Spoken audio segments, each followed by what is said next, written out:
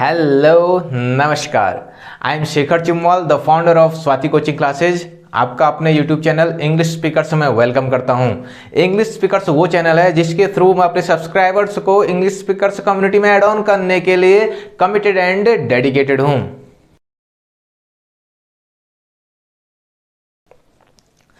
चलो without wasting time let's start our remaining portion of last video.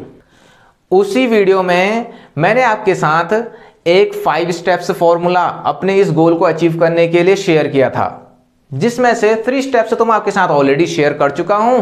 इस video में आपके साथ मैं रिमेनिंग 2 स्टेप्स शेयर करूंगा, तो मेरे साथ इस वीडियो में आप बने रहिए। At the end of this video you will have a clear idea about it. 4th step है knowledge of basic English grammar.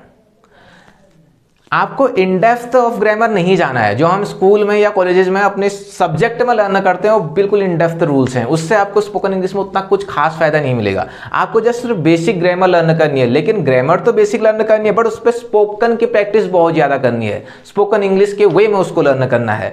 तो उसमें से मैं आपको जस्ट 5 टॉपिक से ही रिकमेंड करूंगा इंग्लिश ग्रामर के। फर्स्ट आपको टेंसेज लर्न करने हैं। क्या लर्न करने हैं? टेंसेज।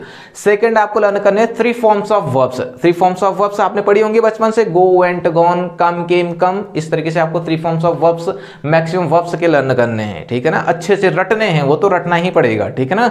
और थर्ड जो टॉपिक आपको लर्न करना है वो करना है मॉडल वर्ब्स का। मॉडल्स होते हैं ना, can, could, may, might, should, would, इस तरीके से आपको लर्न करने हैं। 4th नंबर पे जो आप लर्न करोगे वो है active and passive voice. Active voice तो आपके टेंसेज और मॉडल वर्ब्स हो गए। पैसिव वॉइसेज आप लर्न करेंगे। क्या लर्न करेंगे? पैसिव वॉइसेज, ठीक है। एंड 5th पे आप लर्न करोगे articles and prepositions. Articles and prepositions, आपको यही 5 टॉपिक्स आपको इंग्लिश ग्रामर के लर्न करने अच्छे से इन डेप्थ, और उनका स्पोकन इंग्लिश में यूज कैसे होता है वो लर्न करना है। अगर आप मेरे साथ इन चीजों को लर्न करना चाहते हो, इन टॉपिक्स को, तो इस चैनल को सब्सक्राइब कर लीजिए। मैं आपको ये सारी चीजें इसी चैनल के थ्रू टीच करूंगा 1 बाय 1, और उनका स्पोकन इंग्लिश में यूज कैसे होता है वो बताऊंगा। स्पोकन इंग्लिश के प्रोस्पेक्ट्स से आपको टीच करूंगा ग्रामर को। 5 स्टेप्स स्ट्रेटेजी का लास्ट स्टेप है vocabulary. Vocabulary is really too much important in any language. Similarly English में भी आपके पास जितनी अच्छी वोकैबुलरी होगी उतना अच्छा, उतना ईजी हो जाएगा आपके लिए इंग्लिश बोलना।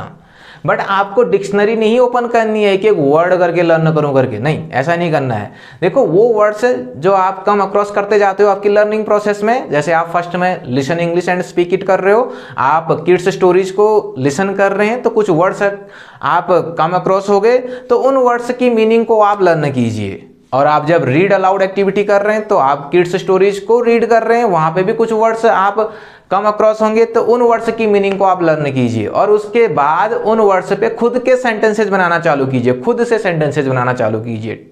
समझ रहे हैं आप? इस तरीके से धीरे धीरे धीरे धीरे लैंग्वेज एक्विजिशन प्रोसेस के थ्रू नेचुरली आप बहुत सारे वर्ड्स गो थ्रू कर लोगे, बहुत सारे वर्ड्स आप रिमेंबर कर लोगे, और वो आपको स्पोकन इंग्लिश में बेहतर तरीके से हेल्प करेंगे। वोकैबुलरी कितनी इंपॉर्टेंट है आप इस सेंटेंस से समझ सकते हैं। माना आप रानीखेत को जा रहे हैं और रास्ते में कोई आपको मिलता है और वो पूछता है आपको वेयर आर यू गोइंग।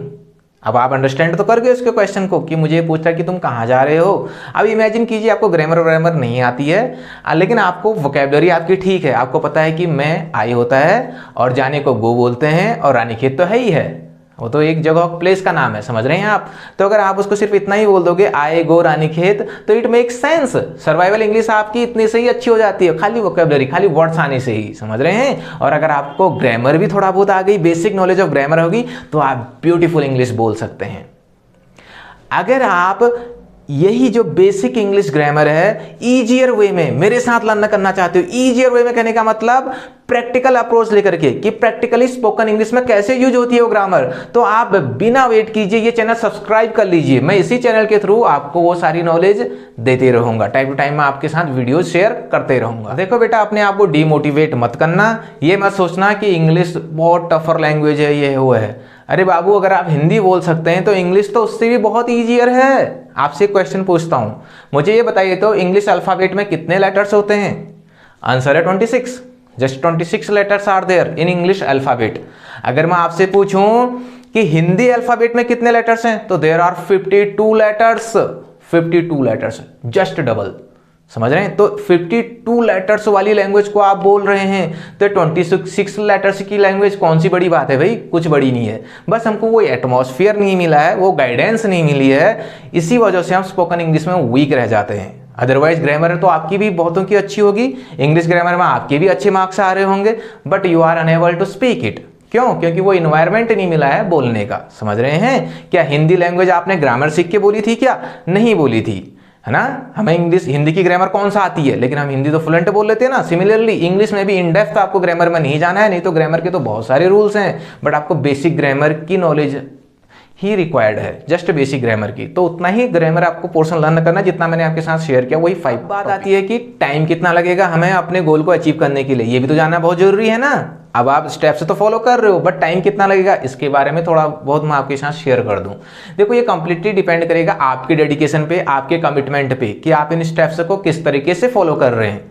अगर आप इंग्लिश मीडियम स्कूल से हैं और आपके स्कूल में कंपल्सन है इंग्लिश बोलना, और आप इन स्टेप्स को फॉलो भी कर रहे हैं, तो आपको रिजल्ट बहुत ही क्विक मिलना चालू हो जाएगा। और या आपने कहीं कोचिंग ज्वाइन कर रखी है आसपास में, अगर आप दोराहाट एरिया को बिलोंग करते हैं तो आप मेरी कोचिंग की हेल्प भी ले सकते हैं। मैं बच्चों को ऑफलाइन कोचिंग प्रोवाइड करता हूं दोराहाट एरिया में। तो अगर आप कोचिंग की हेल्प ले रहे हैं तो उस समय आपको और क्विक आपको रिजल्ट मिलेगा। और जो मैं अपनी कोचिंग में बच्चों को प्रोवाइड करता हूं, वहां पे मैं एक एवरेज स्टूडेंट को it takes around 6 months to 9 months to become fluent in English language. तो वहाँ पे 6 मंथ्स टू 9 मंथ्स लगता है। सिमिलरली अगर आप भी फोकस के साथ अगर अपनी लर्निंग प्रोसेस को जारी रखोगे विद कमिटमेंट, तो डेफिनेटली आप भी 6 to 9 मंथ्स में फ्लुएंट हो सकते हो, कोई इसमें इशू नहीं है। मैं फ्लुएंट इंग्लिश की बात बोल रहा हूँ, जहाँ आप इजीली अपने थॉट्स को शेयर कर पा रहे हैं और दूसरे की थॉट्स को इजीली अंडरस्टैंड कर पा रहे हैं। इंग्लिश लैंग्वेज बहुत ही ईजियर है, तो आप 6 मंथ्स टू 9 मंथ्स में ये लैंग्वेज इजीली एक्वायर कर सकते हैं। आज की वीडियो को मैं यहीं पर ही पॉज देता हूँ। Please like, share and subscribe the channel. नमस्कार।